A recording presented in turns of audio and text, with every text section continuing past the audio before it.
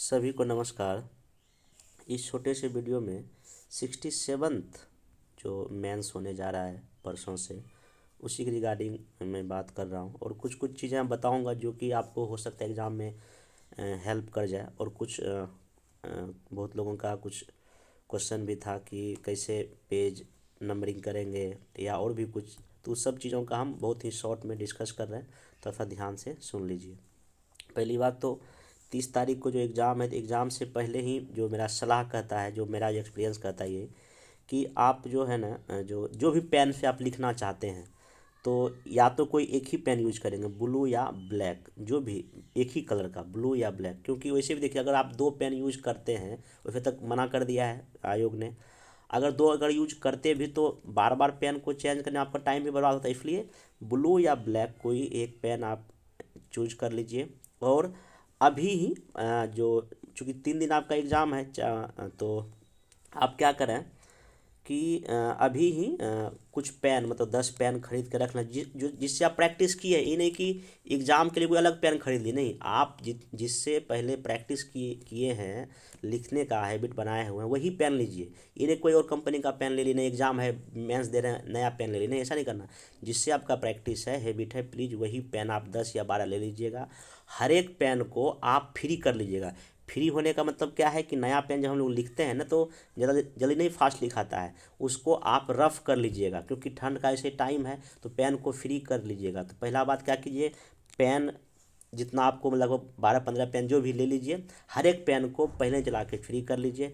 हर एक एग्ज़ाम में कम से कम 5 पेन आपके पास, 5 पेन रख लीजिएगा। हाँ ना, होने का तो 2 पेन में भी हो जाए, लेकिन मेरा सलाह रहा था कि 5 पेन आप आराम से रख लीजिएगा, ये काम।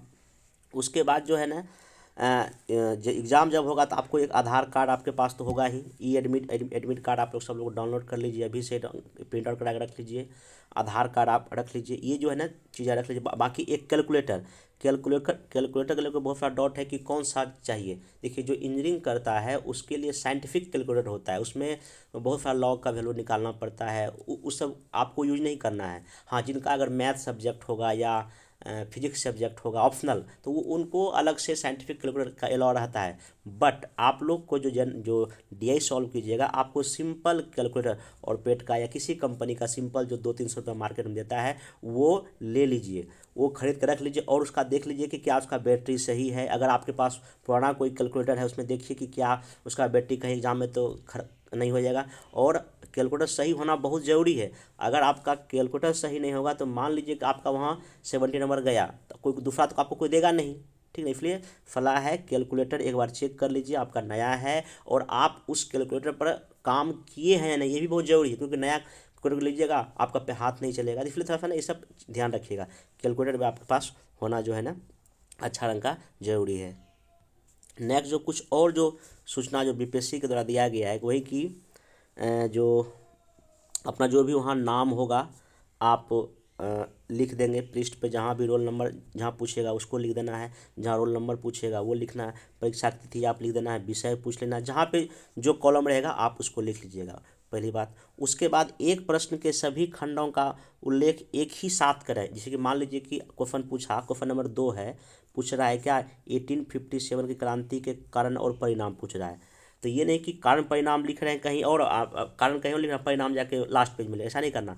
आपको एक ही साथ एक आंसर का कंप्लीट आंसर करना है, ठीक है, ये ध्यान रखिएगा। उसके बाद जो है ना, उत्तर पुस्तिका का जो आवरण, मतलब जो फ्रंट पेज होता है, वहाँ जो कॉलम, अभी मैं बताऊंगा कैसे करना है वहाँ पे, वहाँ आपको जो है ना सीरियल नंबर या पेज नंबर लिखना बहुत ही जरूरी है। मैं अभी बताऊंगा वो चीज़ को सैम्पल पेपर लेके।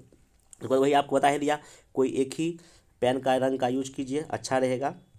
उसके बाद जो है, हाँ, बाकी कहीं भी आपको ये जेल पेन, हाइलाइटर, स्याही सब का आपको कहीं यूज नहीं करना। Pen prefer use, simple blue और ब्लैक पेन ले जाइए, उसी से डायग्राम, डेटा, फ्लो चार्ट जो है आप आराम से बनाइए, कोई दिक्कत नहीं। हाँ, आप अंडरलाइन कर सकते हैं, कहीं कोई दिक्कत नहीं। कई लोगों को डॉट पर अंडरलाइन करें ना करें, मेरे आर्टिकल की कॉपी देख लीजिए, अंडर आराम से कर सकते हैं, कहीं कोई दिक्कत नहीं है, ठीक ना।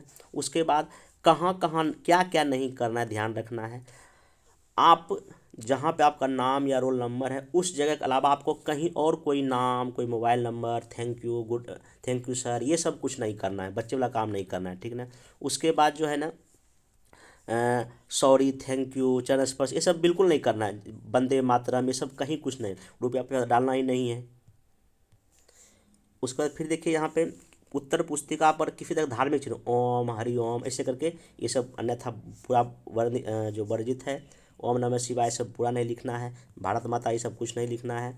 बाकी जब कोई एक प्रश्न आप खत्म करेंगे तो आप इस तरह के ये जो ऐसे वाला एरो नहीं बनाएंगे, ऐसे वाला डॉट नहीं बनाएंगे, ये वाला, ठीक ना, ये मना कर दिया गया है, ठीक। फिर किसी विशेष प्रकार का चिन्ह, मतलब विशेष प्रकार का चिन्ह का मतलब क्या है, मतलब आप ऐसे स्वातिक का चिन्ह बना रहे हैं ऐसे करके, ये क्या, ये तो बेकार है बनाना, ऐसा कुछ नहीं बनाना। आप विशेष प्रकार से, जैसे आप ऐसे भी नहीं कर सकते हैं ये सब करना बंद नहीं था, ठीक ना।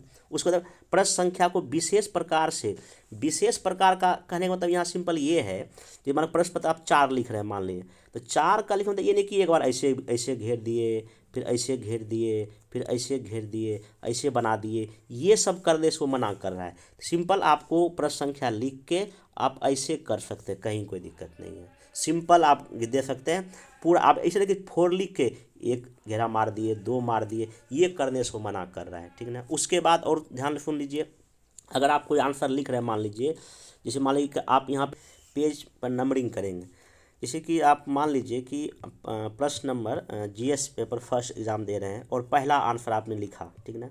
पहला आंसर आपने यहाँ शुरू किया, यहाँ उत्तर लिखा, एक लिखना शुरू किया, यहाँ आपने भूमिका लिखा, ठीक ना। फिर आप बॉडी पार्ट लिखेंगे सब कुछ, तो मान लीजिए पहला पेज लिखे आपने, दूसरा पेज भी आपने आंसर लिखा, फिर तीसरा पेज तक आपने आंसर लिखा, और 4th पेज भी आपने आंसर लिखा, 4th पेज लिखा, और 4th पेज आते आते आपका मान लीजिए आंसर आपने ख़त्म कर दिया, ठीक ना। तो आपने 1 से लेकर 4 पेज तक यूज किया है ना। तो अब जैसे आप आंसर ख़त्म करेंगे तुरंत उसी समय याद रखें, ये भूलना नहीं है, याद करके जो है ना आप यहाँ पे पेज नंबर 1 से 4 यहाँ पे लिख देंगे, जैसे यहाँ पे लिखा गया है। आपको ये लिखना ज़रूरी है। अगर आप ये नहीं मेंशन करेंगे तो जो कॉपी आपका एग्जामिनर चेक करेंगे, अगर वो लिखेंगे तो गुस्सा में नंबर वो काट भी सकते हैं। इसलिए क्यों टेंशन पालना, इसलिए आप ये याद रखिएगा, क्योंकि आपको जीएस पेपर फर्स्ट, सेकेंड और ऑप्शनल में भी करना है, और यहाँ तक हिंदी में भी आपको ये लिखना पड़ेगा। तो आप पेज नंबरिंग करना नहीं भूलेंगे। और कई लोग क्या करते हैं, सोचते हैं और बाद में सबसे अंतिम में कर लेंगे, अंतिम में टाइम मिलेगा ही नहीं आपको। इसलिए एक प्रश्न जैसे ख़त्म करें तुरंत यहाँ नंबरिंग कर लेंगे। मुश्किल से ये करने में आपको, क्योंकि साथ साथ करते चलेंगे टाइम कम लगेगा, मुश्किल से आपको 20 सेकंड में हो जाएगा काम। हालांकि अगर बाद में करें तो वही काम को 5 मिनट लग जाएगा, 4 मिनट लग सकता है, क्योंकि सबको काउंट कीजिएगा, गिनिएगा, फिर लिखिएगा। इससे मेरा सलाह, मेरा खुद का एक्सपीरियंस कहता है आप 1 से 4 मतलब पहले ही लिख दीजिएगा। उसके बाद एक चीज़ और बताइए, मान लीजिए कि आप स्टार्टिंग में पहला आंसर नहीं लिख रहे हैं, मान लो वो आपको नहीं आता है, नहीं लिखने की चाहे, मतलब आपने चौथा आंसर लिखना शुरू किया है, कौन सा आंसर, 4th आपको आंसर अच्छे से आता है, ठीक है। तो 4th आप पहले पेज से भी लिख सकते हैं, यहाँ से, यहाँ पे आप 4th डाल के, यहाँ पे 4th डाल के, अगर खंड अगर नहीं भी लिखें कोई दिक्कत नहीं है, खंड अगर नहीं भी लिखें ऊपर में कहीं कोई दिक्कत नहीं है। हाँ, लेकिन नंबर लिखना जरूरी है, प्रश्न की संख्या लिखना अनिवार्य है, ये ध्यान। क्योंकि जब कई लोग तो प्रश्न संख्या लिखना भूल जाते हैं, आंसर ऐसा नहीं करना है, प्रश्न संख्या यहाँ लिख के ऐसा ब्रैकेट हम कर सकते हैं। तो अगर मान चौथा प्रश्न आप लिख रहे हैं, मान लो चौथा प्रश्न लिखे, मान लो उसको पहला पेज तक ले गए, दूसरा पेज, तीसरा पेज, मतलब 5 पेज तक आपने लिखा क्वेश्चन नंबर 4th को, 5 तक आपका आंसर आपका मतलब खत्म हो गया यहाँ आके, ठीक ना। तो अब आप 5 तक लिखे ना, तो आप क्या करना, कैसे नंबरिंग करना देख लीजिए। यहाँ पे नंबरिंग करने का तरीका आपका होना चाहिए, आपने चौथा आंसर का जवाब दिया है 4th का, तो यही 4th के यहाँ जो कि देखिए यहाँ प्रश्न संख्या लिखा हुआ है, यहाँ 1 से 5 आपको लिखना पड़ेगा। मतलब कि जो भी नंबर आंसर, जो भी क्वेश्चन नंबर आंसर आप लिखिएगा वहाँ उसी के सामने वो पेज आपको लिखना है, क्योंकि यहाँ देखिए नंबरिंग दिया रहेगा, यहाँ ये प्रश्न संख्या इधर दिया है ये वाला, और यहाँ आपको सिर्फ पेज संख्या भरना है। जिस नंबर का प्रश्न जिस पेज में लिखिएगा उसके सामने आप वो पेज नंबर इंगित कर दीजिएगा, ये करना जरूरी है। बहुत सारा को मैसेज आया था, और ये हर एक प्रश्न के लिखने के साथ ही साथ आपको करते चलना है, इसको छोड़ना नहीं है। उसके बाद 1-2 मैसेज हमको और आया कि जैसे कि जब हम आंसर लिखेंगे तो क्या हम कुछ यहाँ पे एरो फ्लो चार्ट में वो सब चीज़ बना सकते हैं। बताता हूँ क्या करना चाहिए। मान लीजिए कि आप ये भूमिका लिखे, ठीक ना, भूमिका तो आप फ्लो चार्ट बनाइए, कोई दिक्कत नहीं है। अब देखिए इन्होंने यहाँ पे इस एरो का यूज किया, ये एरो यूज करना कोई दिक्कत नहीं है। हाँ, आप अलग से कोई ऐसा नहीं कि यहाँ पे इस तरह से ऐसे करके एक एरो इधर बना रहे हैं, एक ऐसे बना रहे हैं, एक ऐसे बना रहे हैं, एक ऐसे, मतलब अलग से विशेष प्रकार कोई चिन्ह नहीं बनाना। हाँ, अपने फ्लो चार्ट में, डायग्राम में अपने आंसर को बेहतर सुंदर बनाने के लिए अगर आप कहीं कोई एरो, अगर कोई इस तरह का कोई चार्ट अगर कोई बना, कहीं कोई दिक्कत नहीं। हाँ, ध्यान रखना है कोई विशेष स्पेशल किस्म का चीज़ नहीं कर देना है, वहाँ पे सजावटी काम नहीं कर देना है, ठीक ना। उसको जैसे मान लीजिए यहीं पर आप, जैसे मैं पॉइंट लिखना है यहीं पे कि इन्होंने यहाँ पे डेफ दिया है, कहीं कोई दिक्कत नहीं है, ऐसा डेफ दे सकते हैं। हालांकि इसमें बड़ा बोल रहा हूँ, स्पेशल किस्म का आपको कोई शो नहीं करना। जैसे यहाँ पर इन्होंने यहाँ लिखा है कि लोकतंत्र की मजबूती, तो यहाँ पर आप अनराइल कर सकते हैं। यहाँ पर आप डॉट भी ऐसे करके डाल सकते हैं, या नहीं तो ऐसे एरो कर सकते हैं, या तो ऐसे भी डाल सकते हैं। कहीं इसमें कहीं कोई दिक्कत नहीं। खुद का आरटीआई मेरा कॉपी यूट्यूब पे पढ़ा हुआ, मैंने इसे खुद किया, कहीं कोई नंबर नहीं करता है। कई लोग बोलेंगे नहीं ये मत करो, मतलब नहीं, आप अपने आंसर को बेहतर करने के लिए, आंसर को सुंदर दिखाने के लिए आप इस तरह की चीज़ों का यूज कर सकते हैं। हाँ, अलग से यूज नहीं करना कि मैं सिर्फ पे ही यूज कर रहा हूँ, ऐसा नहीं करना है। ये एग्जाम मतलब ये करना था मना है। बाकी आप जैसे कि यहाँ इसको बॉक्स से ऐसे घेर सकते हैं, कहीं कोई दिक्कत नहीं। आंसर ये तो यूपीएससी में भी चलता है, यूपीएससी में भी इस तरह के इंस्ट्रक्शन था, लेकिन वहाँ पे भी तो हम लोग ऐसे करके बॉक्स बना कर आंसर लिखते हैं, क्या दिक्कत है। अभी तो फ्लो चार्ट डेट बॉक्स बना कर आंसर अच्छा माना जाता है। हेडलाइन, सब हेडलाइन, ये आप के आंसर की अच्छाई है, कहीं कोई दिक्कत, आप इसको आराम से कर सकते हैं। बाकी अगर जो पॉइंट आपको बहुत अच्छा इंपॉर्टेंट लगे, आप उसको यहाँ करके अंडरलाइन भी जो है ना कर सकते हैं। इन्हें कि आप सारा अंडरलाइन कर दिए, ऐसा भी नहीं करना है। बाकी अगर किसी कोई अगर स्टेटमेंट आप लिख रहे हैं, उसको डबल इन्वर्टेड कॉमा से आराम से घेर सकते हैं, इसमें कहीं कोई पाबंदी नहीं है, ठीक है ना। बस ये ध्यान रखना। देखिए सबसे बड़ी बात क्या है एग्जाम में, जब आप एग्जाम आप लोग देने जा रहे हैं, सबसे बड़ी बात ध्यान रखिएगा, आप हर एक प्रश्न को ना सही ढंग से पढ़िएगा। मतलब कम से कम 3 बार पढ़िएगा, और 3 बार पढ़ने के बाद उसके हर एक डायमेंशन को ब्रेक कीजिएगा। मैं यूट्यूब में कई बार इस चीज़ को बता चुका हूँ। जब भी कभी आप एग्जाम में लिखा है या कहीं भी आंसर लिखा है, तो प्रश्न के हर एक डायमेंशन को पढ़ना है, क्या क्या पूछ रहा है। जैसे कि मैं 26 तारीख एक टेस्ट में दिया था कि संथाल विद्रोह जो है ना एक असमान संघर्ष था, तो कई लोग इस शब्द को समझ नहीं पाए, इस टर्म को समझ नहीं पाए। तो आपको समझना पड़ेगा, क्योंकि वहाँ कुछ ऐसे नए टर्म आएंगे, क्या कीजिएगा। यहाँ तो टेस्ट है, मैं बता देता हूँ, वहाँ तो कोई बताने वाला रहेगा नहीं, आपको खुद वहाँ अटैम्प्ट लेना है। इसलिए कई लोग जो संथाल का जो आंसर लिखे उसमें उसका कारण लिख दिए, नहीं, वहाँ कारण नहीं पूछ रहे हैं, वहाँ हम पूछ रहे हैं वो असमान कैसे था। मतलब कि जो संथाल लोग प्रशिक्षित सैनिक नहीं थे, सेना संगठित नहीं था, हथियार अच्छे नहीं थे, जबकि उन लोग के पास सब कुछ था। तो यही असमान संघर्ष हुआ ना। तो आपको मेनली है कि जो की टर्म है उस क्वेश्चन का, उसको समझिए, और फिर जाके थोड़ा सा माइंड में मैप, जो क्वेश्चन पेपर आपको दिया जाएगा उसमें सफिशिएंट जगह रहता है, आप वहाँ माइंड मैप बना सकते हैं।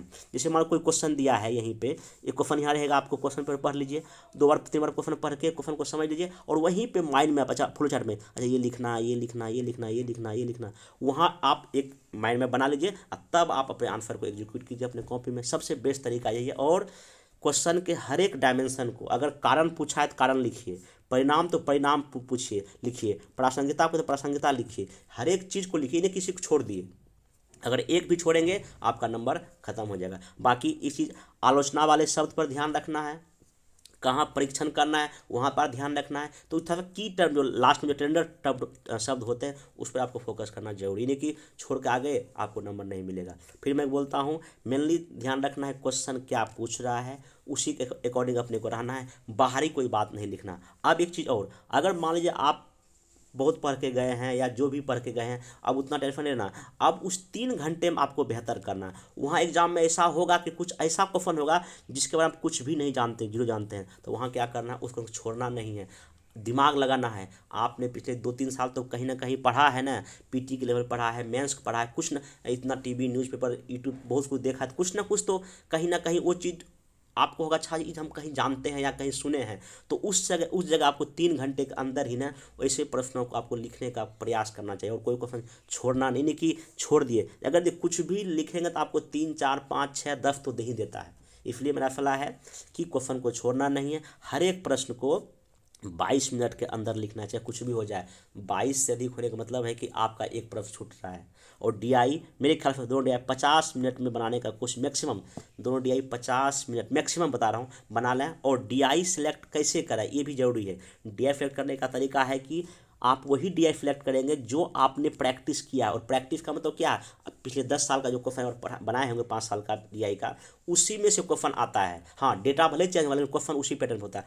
अगर आपका प्रैक्टिस किया क्वेश्चन पूछ रहा है दोनों, तो आप उसी को बनाएंगे। और ये पहला ये ध्यान रखिएगा। दूसरा देखिएगा कि जो क्वेश्चन ABCDE करके दिया है डीआई में, क्या वो सारे क्वेश्चन हमसे सॉल्व हो रहे नहीं हो रहे, यानी कि कोई हो रहा है कोई नहीं हो रहा बनाना शुरू कर, ऐसा नहीं। सारे आपके डीआई के सवाल अगर अच्छे से बन रहे तभी उस प्रश्न को बनाइएगा, अन्यथा छोड़ दीजिएगा। बाकी पाई चार्ट जहाँ रहेगा, जो बार ग्राफ का क्वेश्चन ईजी रहता है, देख लीजिए परसेंटेज निकालना, अनुपात, रेशियो। और डीआई में एक चीज़ ध्यान रखिएगा, हिंदी वर्जन कुछ और कहता है, इंग्लिश में कुछ और कहता है। जहाँ आपको थोड़ा सा डाउट हो आप इंग्लिश वर्जन क्वेश्चन जरूर देखिएगा। ये मेरा खुद का एक्सपीरियंस कहता है कि अगर आप दोनों वर्जन नहीं देखेंगे तो आपको नंबर मतलब कि आप हिंदी वर्जन से बनाएंगे सही, लेकिन इंग्लिश में कुछ और वैल्यू कुछ और कहता है। चूँकि बीपीएससी इंग्लिश का मानता है, इसलिए मेरा सलाह है, खास करके जहाँ एवरेज पूछता है ना, एवरेज वाले प्रश्न आप इंग्लिश का भी जरूर देख लीजिएगा। मतलब इंग्लिश और क्वेश्चन एक बार अगर आप हैबिट है इंग्लिश पढ़ने का, तो मेरे ख्याल से हर एक प्रश्न को एक बार इंग्लिश एक बार पढ़ लीजिएगा ट्रांसलेट को क्या, क्योंकि कभी कभी क्या होता है ना कि हिंदी में उतना जल्दी क्लियर मीनिंग नहीं निकलता जितना कि इंग्लिश पढ़ने से निकल जाता है। इसलिए मेरा सलाह होगा कि प्रश्न को इंग्लिश में पढ़ना एक बार पढ़ लीजिएगा, तब आप आंसर को लिखिएगा। डीआई में थोड़ा कंसेप्ट रहना है, डीआई में प्रेफर में नहीं आना है, आराम से सॉल्व कर लेना है। जो आप लोग जो टेस्ट दिए हैं, अगर मान लीजिए कि जीएस पेपर फर्स्ट में अगर डीआई पहले बनाते हैं, डीआई पहले बना लीजिए, फिर हिस्ट्री लिख लीजिए, और फिर आपका जो है आईआर लिख लीजिए। सेकंड पेपर में वही कीजिए, पहले मेरे ख्याल से साइंस टेक बनाना चाहिए मेरे ख्याल से, क्योंकि साइंस टेक ठीक रहता है। फिर आप सेकंड पार्ट मतलब कि इकोनॉमिक्स और ज्योग्राफी बना सकते हैं, और तब आप पॉलिटी भी लिख सकते हैं। और बाकी आपको जो सबसे अच्छा लगे वो भी बना सकते हैं, कहीं कोई दिक्कत नहीं। मतलब कि 1 से लेकर 8 क्वेश्चन में आप कहीं से भी स्टार्ट कर सकते हैं, ऐसा कोई बॉन्डे हाँ। लेकिन मेरा ख्याल से जो सबसे आपको बेहतर लगे, जो अच्छा लगे वो लिखना। ये नहीं कि कोई प्रश्न आप बहुत अच्छा जान रहे हैं उसको मार 1 घंटा लिखे जाए, ऐसा नहीं करना है। वो तो आप अपने पे कुल्हाड़ी मार रहे हैं। कितना भी आप उस प्रश्न को जाने, जैसे 22 मिनट रुकेगा आपको निष्कर्षतः कहा जा सकता है आपको आना ही पड़ेगा, अन्यथा ये बहुत ही आपके लिए घातक हो जाएगा। मेरा ये सलाह है कि आप टाइम मैनेज को ध्यान रखेंगे। हाथ में सिंपल घड़ी पहन सकते हैं, अगर नहीं घड़ी वहाँ जाने देगा तो वहाँ पे दीवार घड़ी रहता है, कहीं कोई दिक्कत नहीं है। बाकी कोई लोग को तो बेग उग का कोई टेंशन नहीं, एग्जाम के बाहर स्कूल के बाहर आपका बेग रखने की व्यवस्था रहता है, उसमें कोई दिक्कत नहीं होता है। बाकी पानी की बोतल ले जा सकते हैं अपना, आराम से गर्म पानी रख सकते हैं, क्योंकि अभी ठंड का समय है। मिल्टर का बोतल एक ले लीजिएगा, आधा लीटर का, उसमें गर्म पानी रखिएगा, ठीक रहेगा। क्योंकि ठंड पानी में गला बैठ गया, कुछ बैठ गया, दिक्कत होगा। बाकी ठंड का समय बच के रहना है, अच्छे से एग्जाम देना है। तो फिर कपड़ा ढीला ढाला पहना ही नहीं कि एग्जाम में बहुत टाइट कपड़ा पहन चले गए, वहाँ पे बैठने में नहीं बन रहा है। ये सब छोटी छोटी बातें आप लोगों को तो पता ही, क्योंकि पीटी आप लोग ऑलरेडी दे चुके हैं, ठीक ना। बाकी जीएस और हिंदी का अच्छे से दीजिए। बाकी 7 दिन गैप है, आराम से हम लोग फिर जो भी ऑप्शनल है हिंदी, इनका थोड़ा ज्योग्राफी, हिस्ट्री और एसडब्ल्यू उनके लिए कुछ करेंगे फिर एक्स्ट्रा। और बाकी अब आज 28 हो गया, लगभग 29 है। आराम जो भी अपना जगह नहीं पहुँच जाइए, और सेंटर देख लीजिए सेंटर कहाँ पे। अगर अनजान जगह सेंटर शाम में घूम के चले आइएगा, कल किसी समय पटना में घूम लीजिएगा, ठीक ना। ये सब कर लीजिएगा। बाकी एकदम माइंड फ्री होकर टेंशन एग्जाम दीजिए, कहीं को इतना मत लीजिए, जितना तैयारी वो सफिशिएंट। बस अब 3 घंटा आपको जीतना है, बस मेरे ख्याल से 3 घंटा बहुत मायने रखेगा। आपने क्या पढ़ा नहीं पढ़ा वो कोई मायने रखता है। 3 घंटे आप कितना बेहतर परफॉर्म करते हैं, कितना अच्छा फ्लो चार्ट, डेटा डायग्राम के साथ आप आंसर लिखते हैं, भूमिका कैसे लिखते हैं, बॉडी पार्ट में कैसे लिखते हैं, निष्कर्ष में कैसे लिखते हैं। और मेरा सलाह रहेगा क्या, सेकंड पेपर में हर एक में आगे की राह जरूर डालिएगा, पॉइंट आगे की राह 1-2 पॉइंट जरूर लिखिएगा। देखिए हिस्ट्री में तो आगे की राह नहीं होता है, लेकिन आपका आईआर में आगे की राह होता है, या पॉलिटी में आगे की राह होता है, इकोनॉमिक्स में आगे की राह होता है, साइंस टेक में कोई होता ना हो, लेकिन कोशिश कीजिए जहाँ जहाँ आगे की राह होगा उसको आप लिखिएगा। बाकी काफ़ी सुंदर इन्हें की ऐसा राइटिंग की पढ़ने में उसको नहीं बन रहा है, कुछ राइटिंग थोड़ा सा ठीक ठाक रहे, ठीक है, इतना काम करना है। बाकी अगर एक चीज़ मतलब कभी एक पेपर मतलब अगर गड़बड़ हो गया फर्स्ट पेपर, तो सेकंड पेपर पर उसको प्रेफर नहीं डालना है। हर एक पेपर हो सकता है किसी गड़बड़ हो जाए, पहला पेपर दूसरा पेपर में इन्हें कि अरे यार मेरा पहला गड़बड़ हो गया, क्या होगा नहीं होगा, नहीं ऐसा नहीं करना। कोई एक पेपर अगर गड़बड़ भी होगा तो आप अगला पेपर को आपको बेहतर ढंग से करना है। मेनली अब आपके लिए ये जो 2-3 दिन जिन्हें एग्ज़ाम होने वाला है वो आपके लिए बहुत बड़ी चीज़ है, अब आप उसको जीतना है। तो बाकी दीजिए, मेरी तरफ से best of luck, thank you.